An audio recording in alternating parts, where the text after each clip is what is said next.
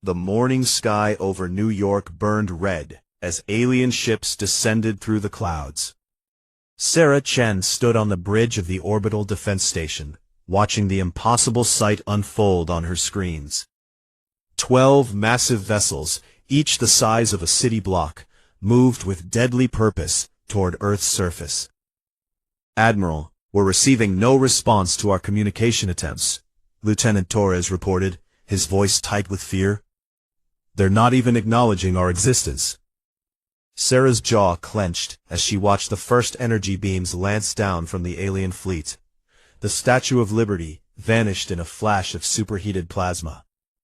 Manhattan's skyline began to crumble as more beams swept across the city like a giant's paintbrush, leaving only ash and molten metal. Across the planet, the same scene played out in Tokyo, London, and Sao Paulo. The aliens struck without warning, without negotiation, without mercy. Their weapons turned humanity's greatest cities into funeral pyres in minutes. "Status report from all colonies," Sarah ordered, forcing her voice to remain steady, even as she watched millions die below. "Luna Base is mobilizing all defensive forces," came the reply.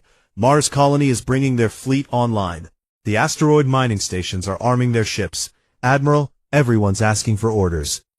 Sarah looked at the tactical display, showing Earth's scattered forces. To any outside observer, humanity looked weak.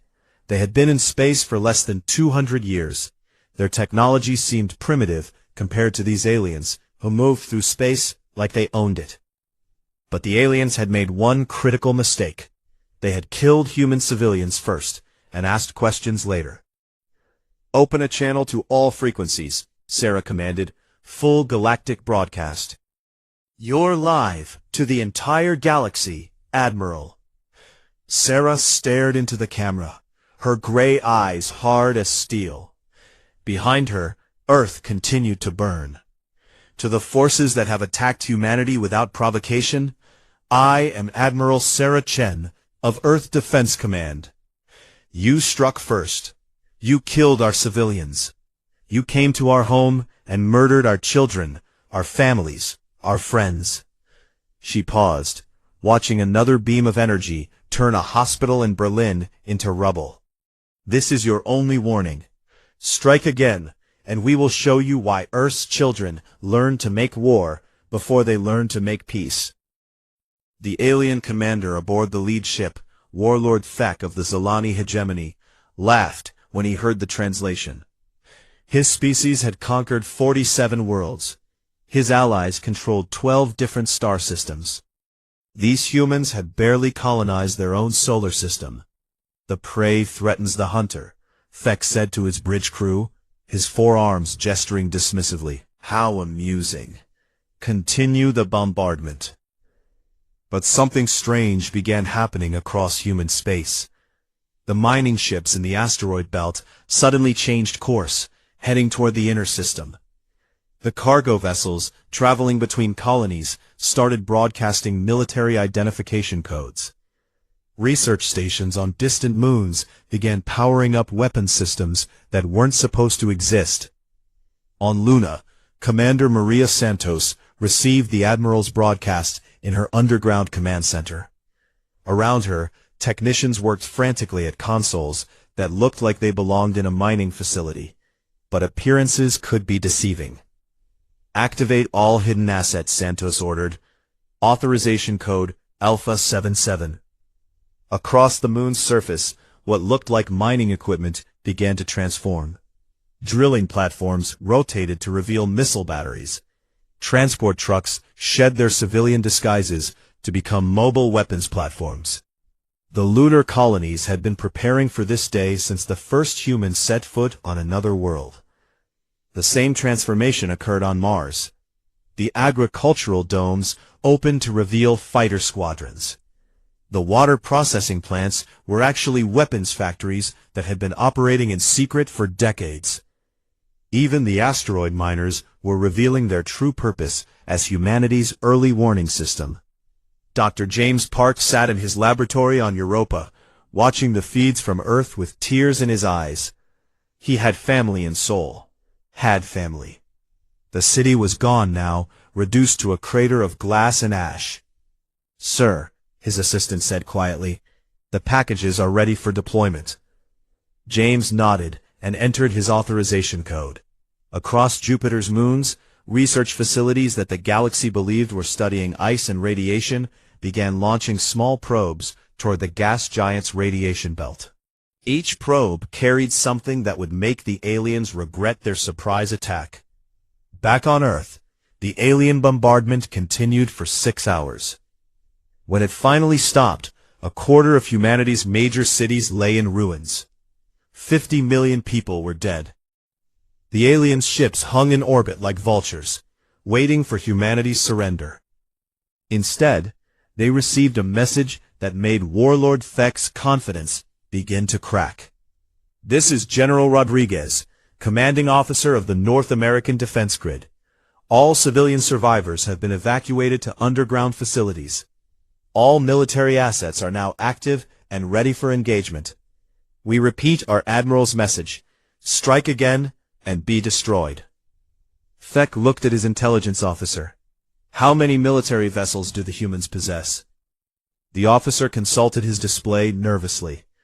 "Our initial scans showed approximately 3,000 ships across their entire solar system, Warlord. But we're now detecting more." "How many more?" "The number keeps growing, sir. Our sensors are finding ships hiding in asteroid fields, in the radiation shadows of gas giants, even in the debris of their own destroyed cities. Current count is approaching 10,000 vessels." Thek's 4 eyes widened. "That's impossible. Our intelligence reports showed they barely had a space navy." "It appears," the intelligence officer said quietly, "that their intelligence was better than ours." Admiral Chen stood in her command center, watching the alien ships hover above her burning world. Every instinct screamed at her to attack immediately, to make them pay for what they had done. But rage without strategy was suicide. Humanity had learned patience along with warfare. "All fleets report ready status," her communications officer announced. "Operation Sleeping Giant is fully active." Sarah nodded. The aliens thought they were dealing with a young species that barely understood space travel. They would learn otherwise. Humanity had spent 2 centuries preparing for this exact moment, spreading through space not just to explore and colonize, but to ensure their survival against any threat. The galaxy was about to discover what humans meant when they promised destruction. "Signal all commands," Sarah said. "Hold position and wait for their next move. When they attack again, we show them our teeth." The Zalani hegemony had fired the first shot. They would not fire the last. 3 days after the bombardment of Earth, Warlord Thek stood before the High Council of the Zalani hegemony. The chamber was filled with representatives of 12 different alien species, all united under hegemony rule. Their combined fleets had conquered this entire sector of the galaxy over the course of 3,000 years. "The humans refused to surrender," Thek reported, his voice showing no concern. "They have made threats, but their actions show only defensive postures. Their remaining cities have gone underground like frightened animals." Counselor Vex, a tall insectoid being with razor-sharp claws, clicked disapprovingly. "You allowed them time to organize. This was a mistake." "A minor delay," Thek replied. "Their fleet strength is greater than expected, but still negligible compared to our forces. I request permission to deploy the Grand Fleet to finish this conquest." Grand Admiral Korath, Supreme Commander of all hegemony forces, activated the tactical display. It showed the human solar system surrounded by red markers indicating hegemony fleet positions. "Deploy 4 battle groups," Korath decided. 1,200 ships total. That should be more than sufficient to crush any resistance these primitives can offer. What the Hegemony Council didn't know was that their secure communications had been intercepted for the past 18 months. In a hidden facility buried deep beneath the lunar surface, Captain Elena Vasquez watched their entire war planning session in real time. "They're sending everything," she reported to Admiral Chen through an encrypted channel. 1,200 ships, arriving in 5 days. Good, Sarah replied from her command bunker on Earth. Operation Trojan Horse is a go. Signal all sleeper assets. Across hegemony space, ships that had been operating as human merchants, researchers, and diplomats for years began receiving coded messages. The crew of the cargo vessel Free Trader, docked at Hegemony Station Zeta-7, suddenly became very busy in their hold. What looked like shipping containers began unfolding into weapons platforms. Captain Marcus Webb had been playing the role of a simple trader for 3 years. His ship regularly delivered luxury goods from Earth to various hegemony worlds. The aliens enjoyed human music, human art, and human alcohol. They never bothered to scan his cargo too carefully. Time to stop pretending, Marcus told his crew. Activate the real cargo. The luxury goods were actually military equipment that had been smuggled piece by piece into hegemony territory. Marcus's ship wasn't a merchant vessel. It was a deep strike platform that had been waiting for this exact moment. Similar scenes played out on 43 other civilian human vessels scattered throughout hegemony space. The galaxy's intelligence services had completely failed to recognize humanity's true nature. Dr. Lisa Wong worked at a xenobiology research station on the hegemony world of Kepler Prime. For 2 years, she had been studying alien bacteria and sending her findings back to Earth. Her colleagues thought she was a harmless scientist interested in microbiology. They were wrong on every count. Research phase is complete, Lisa transmitted using a quantum communicator hidden in her equipment. All biological warfare countermeasures are in place. Target species' genetic weaknesses have been identified and catalogued. The truth was that humanity had been preparing for galactic war since their first contact with alien civilizations 50 years earlier. They had learned early that the galaxy was not a peaceful place.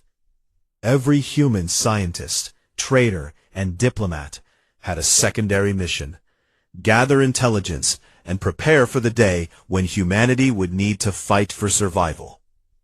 That day had arrived. Back in the Sol system, the real scope of humanity's preparation began to reveal itself. The asteroid belt, which other species saw as a source of raw materials, had been turned into the largest fortress complex in known space. Commander Zhang piloted his fighter through the Ceres facility, watching thousands of other ships preparing for launch. The mining station was actually a military shipyard that had been operating in secret for decades. All squadrons report ready, he transmitted to Fleet Command. Stealth fighters are armed and prepared for deep strike operations. The fighters looked nothing like the bulky human ships the galaxy was familiar with. These were sleek, angular vessels designed for one purpose: to get close to enemy targets without being detected and deliver overwhelming firepower. On Mars, General Patricia Hayes walked through underground factories that stretched for hundreds of kilometers beneath the planet's surface. Assembly lines that supposedly produced farming equipment were actually manufacturing weapons that had never been seen in galactic warfare. Production targets exceeded by 30%, her aide reported. We have enough firepower to arm every human settlement in known space. And the special projects? Complete. The antimatter charges are ready for deployment, and the nanite swarms are standing by. Patricia nodded grimly. Humanity had developed weapons that violated several galactic warfare conventions. But the aliens had broken the most important rule of all. They had attacked civilians without provocation. The hegemony's Grand Fleet assembled at the edge of human space, a massive armada that had never known defeat. Warlord Thek commanded from his flagship, a vessel the size of a small moon. Around him, 1,200 ships prepared to finish what they had started. Intelligence reports minimal human fleet movements, his tactical officer reported. Most of their ships remain in defensive positions around their major colonies. Excellent, Feck said. They know they cannot win, so they huddle around their homes, like children hiding from thunder. Begin the attack. The Grand Fleet moved toward Earth, confident in their overwhelming superiority. They had no idea that their every move was being tracked by sensors humanity had been placing throughout space for decades. Admiral Chen watched the enemy fleet approach on her tactical display. Around her, the hidden command center buzzed with activity as hundreds of officers coordinated humanity's response. All assets in position? She asked. Confirmed. Operation Sleeping Giant is fully deployed. The sleeper ships report ready. The asteroid defense grid is online. The special weapons are armed. Sarah looked at the display showing Earth, still scarred from the alien attack. The ruins of great cities reminded her why they were about to do the unthinkable. Signal the fleet, she ordered. When they enter the inner system, we show them what humans do to those who murder our families. In deep space, the human vessel Distant Star drifted silently in the shadow of a dead comet. To any scanner, it looked like a derelict ship that had been abandoned years ago. Captain Johnson and his crew had been waiting in this position for 8 months. Enemy fleet approaching our position, his sensors officer whispered. They're not scanning us. Good, Johnson replied. Maintain silent running until they pass. Then we follow them home. The hegemony fleet had no idea that dozens of human ships were already behind their lines, waiting to strike at their supply bases and shipyards. They also didn't know that every major hegemony facility now had human researchers and diplomats inside, ready to disable their defenses from within. As the alien armada approached Earth for what they believed would be the final battle, humanity prepared to teach the galaxy a lesson it would never forget. The species that had learned to wage war before they learned to make peace was about to show why they had spread so carefully through space. The hegemony had ignored Earth's warning. They would not ignore what came next. The hegemony Grand Fleet entered the Sol system with the confidence of predators approaching wounded prey. 1,200 warships moved in perfect formation, their weapons charged and ready to deliver humanity's death blow. Warlord Feck stood on his command bridge, watching Earth grow larger on the main screen. The planets still showed the scars of their first attack. Entire continents were dark, where cities once blazed with light. Human fleet positions? He asked his tactical officer. Scattered defensive formations around their major colonies, sir. They're not even trying to intercept us. Total enemy strength appears to be approximately 8,000 vessels. Feck smiled with satisfaction. 8,000 ships against 1,200 might seem like poor odds, but his fleet represented the most advanced military technology in the galaxy. Each of his vessels could destroy 10 human ships without breaking formation. Prepare for final bombardment.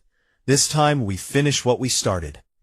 But as his fleet crossed the orbit of Neptune, something impossible happened. Every single communication relay in hegemony space went silent simultaneously. Sir, his communications officer called out in alarm. We've lost contact with command. All our deep space relays are offline. Technical malfunction, Tech dismissed. Continue the attack. He had no way of knowing that at that exact moment, 47 hegemony military installations across 12 star systems were under simultaneous assault by forces that seemed to materialize from nothing. Captain Marcus Webb watched Hegemony Station Zeta-7 through his ship's targeting sensors. For 3 years, he had docked at this station as a simple trader. Now he was about to show them what his cargo really contained. All systems green, his weapons officer reported. Antimatter charges are armed and ready. Fire when ready, Marcus ordered. The free trader launched 12 missiles that had been disguised as shipping containers for months. They struck the station's main reactor before the alien defenders even knew they were under attack. The explosion could be seen from 3 light-years away. Similar strikes erupted across hegemony territory. The research vessel studying nebula formations revealed itself to be a stealth carrier, launching 50 fighter craft against a fleet depot. The diplomatic ship visiting Hegemony Prime suddenly turned its communication array into a weapon that fried every satellite in orbit. On Kepler Prime, Dr. Lisa Wong calmly walked to her laboratory's emergency broadcast system. As alarms began wailing across the planet, she transmitted a single code phrase to every human asset in the system. "The sleeper has awakened," she said. Within minutes, the planet's defense grid began targeting its own installations. Human scientists and students who had been placed throughout hegemony space for years revealed their true identities. They had been mapping every weakness, cataloging every defensive system, and preparing for this exact moment. The hegemony's greatest shipyard at Rigel Station came under attack from forces they couldn't understand. Ships seemed to emerge from the station's own asteroid field, firing weapons that shouldn't exist. The facility's commander frantically tried to activate their defenses, only to discover that their targeting computers had been compromised months earlier. Admiral Chen watched the tactical display from her command bunker as reports flooded in from across hegemony space. Every red dot, representing an enemy facility, was winking out one by one. "Status report," she ordered. "Zeta-7 is destroyed.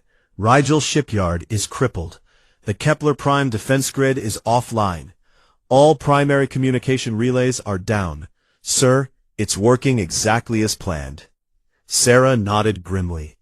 Humanity had spent 50 years preparing for this day, placing assets throughout known space, while pretending to be a peaceful species, interested only in trade and research. The aliens had welcomed them, never suspecting that every human who entered their territory was gathering intelligence and preparing sabotage operations. Back in the Sol system, Warlord Thek was beginning to understand that something had gone very wrong. His fleet was less than 6 hours from Earth, but he had received no communications from his home territory for 2 hours.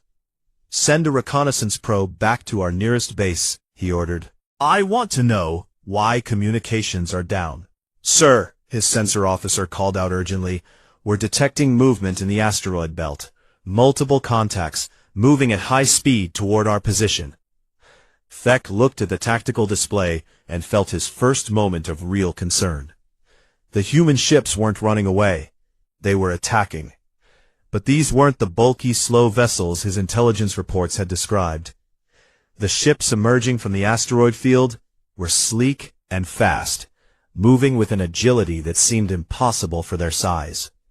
"Enemy vessels are using advanced stealth technology," his tactical officer reported with growing alarm. "They were hiding right under our sensors." Commander Zhang led the first wave of human fighters as they broke cover from the asteroid belt. His squadron had been hiding in the shadow of Ceres for 6 days, waiting for this moment. "All fighters, this is Alpha Leader. Remember what they did to our cities. Remember our families. Show them no mercy." The human fighters moved like deadly dancers through space, their advanced engines allowing them to change direction in ways that violated everything the hegemony knew about space combat. They struck the outer ships of the Grand Fleet with weapons that cut through alien armor like it was paper. "What are those weapons?" Thek demanded as he watched his ships explode one by one. "Unknown technology, sir. They appear to be using focused antimatter beams combined with nanite warheads." The truth was that humanity had been developing weapons specifically designed to counter hegemony technology. Every diplomatic mission and trade negotiation had been an intelligence-gathering operation. The humans knew exactly how to kill each species in the hegemony alliance. As the first wave of human fighters tore through his outer formation, Thek received another shock. His reconnaissance probe had reached the edge of the system and transmitted its findings back to the fleet. "Sir, the probe reports multiple human vessels following our fleet's path. They've been tracking us since we left hegemony space." Thek realized with growing horror that his fleet was surrounded. The humans hadn't been cowering in their solar system. They had been preparing a trap. Captain Johnson smiled grimly as his ship, the Distant Star, revealed its true nature. What had appeared to be a derelict vessel was actually a mobile weapons platform carrying enough firepower to destroy a small fleet. "Signal the other ghost ships," he ordered. "Time to show these aliens what happens when you attack humanity." 27 ships that had been following the hegemony fleet in perfect stealth suddenly dropped their disguises and began firing. The Grand Fleet found itself caught between the hammer of human fighters striking from the asteroid belt and the anvil of human warships attacking from behind. But the worst was yet to come. As Thek's fleet tried to respond to the coordinated assault, new contacts appeared on their sensors. Ships were emerging from Jupiter's radiation shadow, from the ice rings of Saturn, from the dark space beyond Pluto. Humanity had turned their entire solar system into a weapons platform. General Hayes launched her special weapons from Mars as the battle reached its peak. Missiles that looked like simple probes dispersed clouds of nanites programmed to consume specific alloys used in hegemony ship construction. Within minutes, alien vessels began falling apart as their hulls were eaten from the inside out. "Sir," Thek's tactical officer screamed over the chaos of battle, "we're detecting massive energy signatures from the human homeworld. They're powering up planetary defense systems." Earth itself began to reveal weapons that shouldn't exist. Massive railguns emerged from mountain ranges. Orbital platforms that had been disguised as communication satellites suddenly began firing coherent energy beams that could punch through a battleship's armor. The planet the hegemony thought they had crippled was actually the most heavily defended world in known space. As his grand fleet died around him, Warlord Thek finally understood the magnitude of his mistake. The humans hadn't just been preparing for war.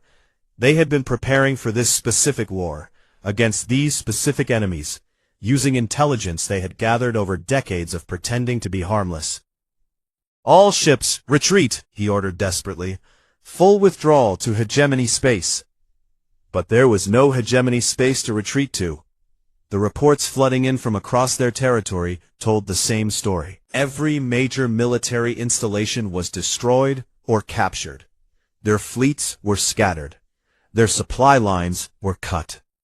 In 6 hours, humanity had effectively destroyed a galactic empire that had taken 3,000 years to build. Admiral Chen watched the tactical display as the surviving hegemony ships fled in disorder. Less than 200 vessels remained from their grand fleet of 1,200. "Pursuit orders, Admiral?" her tactical officer asked. "No," Sarah replied quietly. "Let them run. Let them tell the galaxy what happens when someone attacks humanity's families." The first phase of humanity's response was complete. Now the galaxy would learn why Earth's warning should never have been ignored. The emergency session of the Galactic Council was unlike anything in recorded history.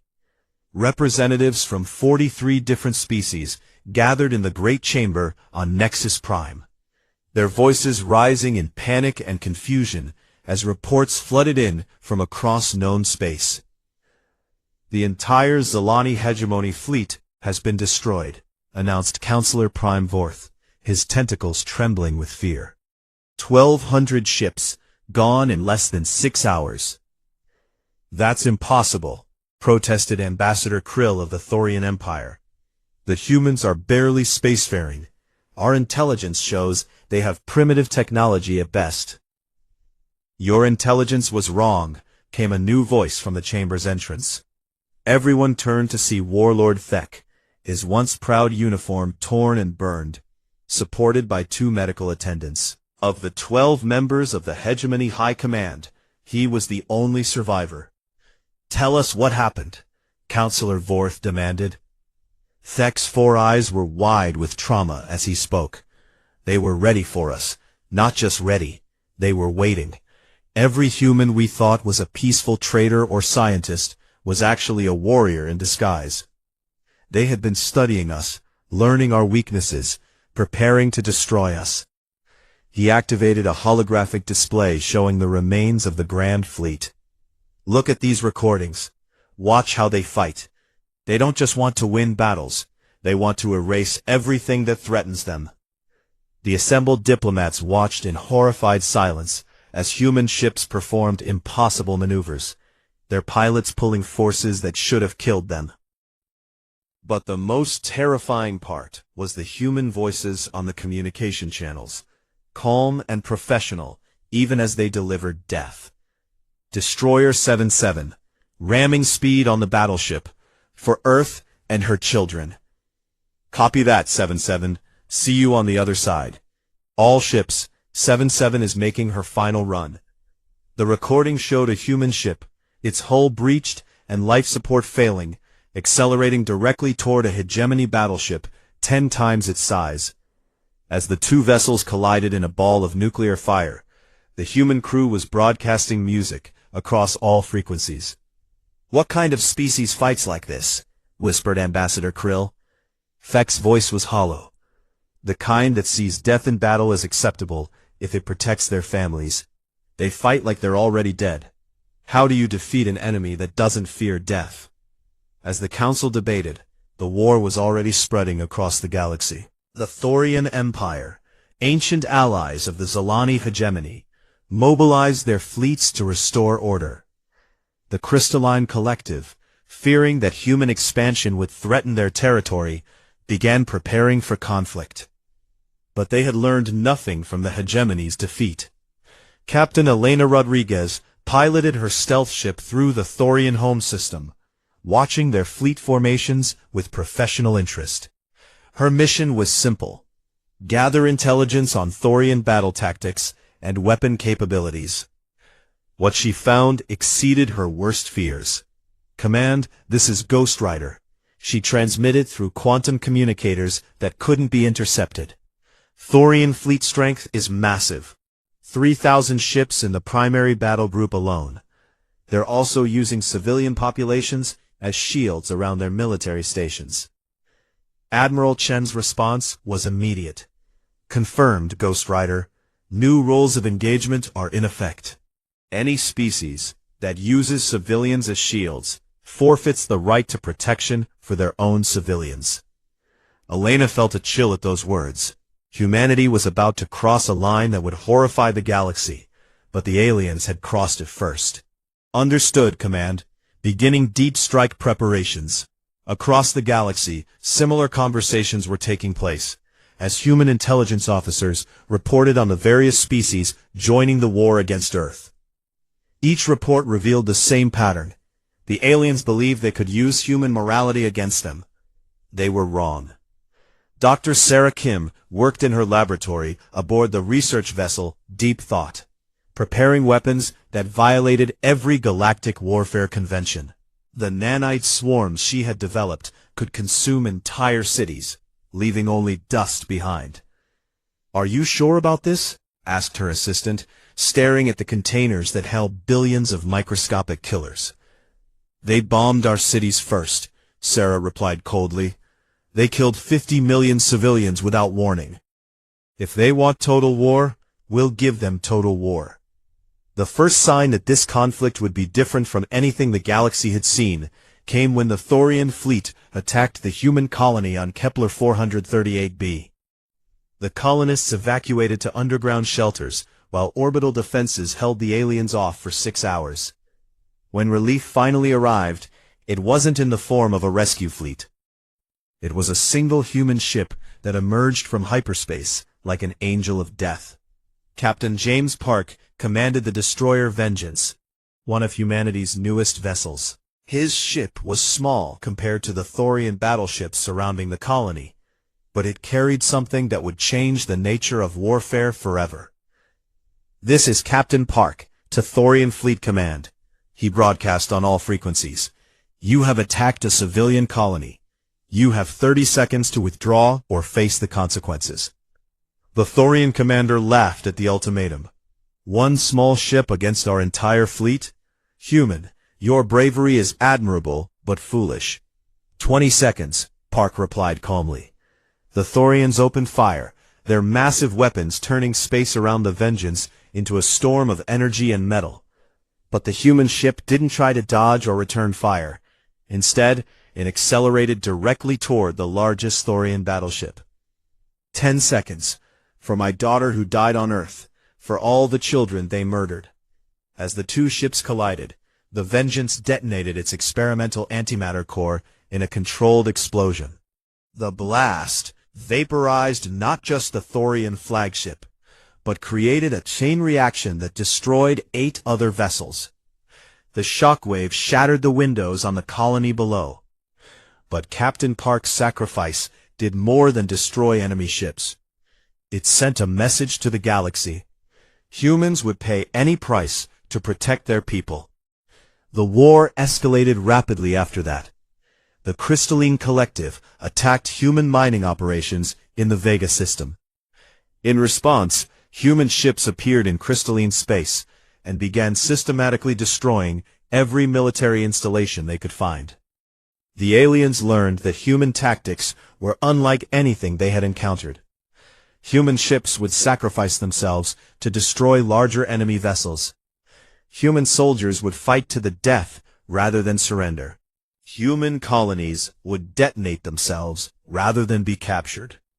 On the Thorian world of Beta Centauri, General Patricia Hayes watched through orbital cameras as her nanite swarms consumed the planet's primary military base. The microscopic machines ate through metal and concrete like acid, leaving behind only empty space where a fortress had stood an hour before. Thorian Command is requesting negotiation, her communications officer reported. Too late for that, Patricia replied. They had their chance to withdraw when Captain Park gave them warning. The galaxy watched in horror as human forces demonstrated weapons and tactics that violated every rule of civilized warfare. But every atrocity was preceded by evidence of alien attacks on human civilians. The turning point came when the Vegan Republic attempted to use biological weapons against the human colony on Wolf 359. The attack killed 30,000 colonists, including women and children. Humanity's response was swift and absolute. Dr. Lisa Wong, now revealed as a biological warfare specialist, released her own engineered viruses into vegan space. But unlike the aliens' indiscriminate weapons, her creations were precisely targeted. They affected only vegan military personnel, leaving civilians untouched, but eliminating every soldier, pilot, and officer in their armed forces. Within a week, the entire vegan military ceased to exist. "This is Admiral Chen to all hostile forces," came the broadcast that would be remembered throughout galactic history. "You started this war by attacking our civilians. You have escalated it by using biological weapons against our children. We are prepared to eliminate every military force that threatens humanity, regardless of cost." The recording showed Earth in the background, still scarred from the original hegemony attack. But the planet was no longer defenseless. Massive weapons platforms orbited every major population center. The asteroid belt had become a fortress that bristled with guns. "You wanted to see what humans do when threatened?" Admiral Chen continued. "Look around you. Look at your burning fleets and empty military bases. We told you once, strike again and be destroyed. You didn't listen." As reports of human victories flooded in from across the galaxy, species that had initially supported the war against Earth began reconsidering their position. The humans didn't just defeat their enemies, they erased them so completely that rebuilding would take centuries. But the most terrifying thing wasn't humanity's weapons or tactics. It was their absolute dedication to victory. Every human fought as if the survival of their entire species depended on their individual actions, because to them, it did. The galaxy had awakened something that had been sleeping among the stars. Something that viewed mercy as a luxury they could no longer afford. And now that sleeping giant was teaching the universe why some warnings should never be ignored. 6 months after the first attack on Earth, the once mighty Zilani hegemony transmitted their final message to the galaxy.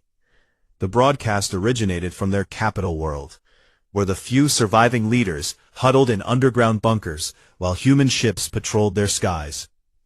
To the forces of humanity came the broken voice of what remained of the hegemony high command. We formally surrender all territorial claims. We renounce all military actions against human space and colonies. We submit completely to human authority and beg for mercy. Admiral Sarah Chen received the transmission aboard her flagship, Retribution, orbiting the hegemony homeworld. Around her, the bridge crew worked quietly at their stations, professional even in this moment of total victory. "Admiral," our communications officer said, "the surrender is being broadcast on all galactic frequencies. Every species in known space is hearing this." Sarah nodded and activated her own transmitter. Her words would be remembered by every civilization for centuries to come. To the Zilani hegemony and all who supported their war against humanity, your surrender is accepted. Your military forces will be disbanded. Your weapons will be destroyed. Your ability to wage war against civilian populations ends today. She paused, looking out at the planet below where once proud alien warriors now lived in fear of human judgment. But surrender is not enough. You killed 50 million human civilians without provocation. You forced us to reveal what we truly are when threatened. The galaxy will remember both your actions and our response. The broadcast reached every corner of known space, carrying with it footage that would become the stuff of nightmares for generations of alien children. Human ships moving through space like predators. Cities vaporized by weapons that shouldn't exist. Fleets disappearing into clouds of consuming nanites. On the Thorian homeworld, Emperor Krath watched the surrender with growing dread. His species had contributed 2 battle groups to the war against humanity. Both had been completely destroyed, their wreckage now serving as monuments to human military capability. "Your Majesty," his aide whispered urgently, "human ships are approaching our outer system." Krath closed his 4 eyes in resignation. "Signal our complete surrender. Offer no resistance. Perhaps they will show mercy to those who submit quickly." The human fleet that entered Thorian space was led by General Patricia Hayes aboard the battleship Earth's Fury. Unlike the vengeful armada the aliens expected, the human ships took positions around the system's major worlds without firing a shot. "This is General Hayes to the Thorian government. Your military forces attacked human colonies and civilians. Your surrender is accepted, but your military capabilities will be permanently eliminated." What followed was perhaps more terrifying than any battle. Human ships methodically catalogued every Thorian weapon, every military installation, every piece of technology that could be used for warfare. Then they destroyed it all with surgical precision, leaving the aliens completely defenseless, but otherwise unharmed. "Your civilians will not be harmed," General Hayes announced. "Your government will continue to function under human oversight. But you will never again possess the ability to make war against innocent people." Similar scenes played out across the galaxy, as human forces arrived at every world that had supported the war against Earth. The message was always the same: surrender immediately and live under human protection, or face the consequences of continued resistance. Sarah Kim stood in the laboratory that had once produced weapons of mass destruction, watching as her creations were systematically deactivated. The nanite swarms, the biological weapons, the antimatter bombs, all of it was being carefully dismantled now that the war was over. "Any regrets?" asked her assistant, observing the destruction of research that had taken years to complete. "Only that we had to build them at all," Sarah replied. "But when someone threatens to exterminate your species, you use every weapon available." The galaxy was learning that humanity's approach to warfare was fundamentally different from every other species they had encountered. Humans didn't fight for territory or resources or glory. They fought for survival, and that made them infinitely more dangerous than traditional conquerors. Captain Elena Rodriguez commanded one of the human patrol ships now monitoring the former Crystalline Collective territory. Her mission was to ensure that no military buildup occurred while helping the aliens rebuild their civilian infrastructure. "It's strange," she told her crew during a briefing. 6 months ago, we were preparing to wipe them out completely. Now we're protecting them from pirates and raiders. Her tactical officer nodded. The Admiral's new doctrine. We destroy their ability to make war, then we become their protectors. It ensures they never threaten us again, but it also means they're dependent on us for security. Elena looked out at the alien cities below, their lights twinkling peacefully in the darkness. Maybe that's what the galaxy needs. Someone willing to keep the peace, even if the method is harsh. On Earth, reconstruction continued around the memorial sites where great cities had once stood. The ruins of New York, Tokyo, and London had been preserved exactly as the alien attack had left them, serving as reminders of why humanity had been forced to reveal its true nature. Admiral Chen walked through the memorial to the 50 million civilians who had died in the first attack. Each name was carved in black stone, a permanent record of the price humanity had paid for the galaxy's education. "The memorial is beautiful," said Ambassador Torres, who had been appointed as humanity's first galactic diplomatic representative. "But do you think we'll ever be able to move past what we had to do?" Sarah touched one of the names on the wall, a little girl from Sao Paulo who had been playing in a park when the alien struck. "We don't get to move past it. That's the burden of being the strong ones. We have to remember so that it never happens again." The new galactic order was unlike anything in recorded history. Humanity had become the dominant military power, but they used that dominance to enforce peace rather than expand their territory. Human fleets patrolled trade routes, protecting merchant vessels from pirates. Human mediators settled disputes between alien species before they could escalate to war. But the aliens never forgot what lay beneath humanity's peaceful exterior. On the planet New Kepler, alien children learned new stories that their parents told them at bedtime. Tales of the quiet ones from the blue world who seemed harmless until someone threatened their families. The stories always ended the same way. Be kind to the humans, little ones, for they remember everything and forgive nothing when it comes to protecting those they love. The lesson had been learned, but at a terrible cost. The galaxy was safer now, protected by a species that had proven it would sacrifice everything to defend the innocent. But that safety came with the knowledge that somewhere in the darkness of space, human ships waited and watched, ensuring that no one would ever again make the mistake of attacking Earth's children. In her final address to the galaxy, Admiral Chen stood before representatives of every known species, human and alien alike. Behind her, Earth turned slowly, its scars still visible, but its people unbowed. "We never wanted this role," she said, her voice carrying to every world in human space. "We never wanted to be the ones who decided who lived and who died, who could have weapons and who could not. But you forced that choice upon us when you murdered our families." She looked directly at the alien ambassadors, her eyes hard as steel. "We told you once, strike again and be destroyed. You didn't listen. Now the galaxy knows what happens when someone threatens humanity. We will not repeat that lesson." The broadcast ended with footage of human children playing in parks, rebuilt on the ruins of destroyed cities. Their laughter a promise and a warning to the universe. Earth's children would grow up in peace, protected by parents who had proven they would burn the galaxy down before allowing harm to come to their young. And in the depths of space, human patrol ships continued their eternal vigilance, ensuring that the warning given so long ago would never need to be repeated. The galaxy had heard Earth's warning. They would not forget.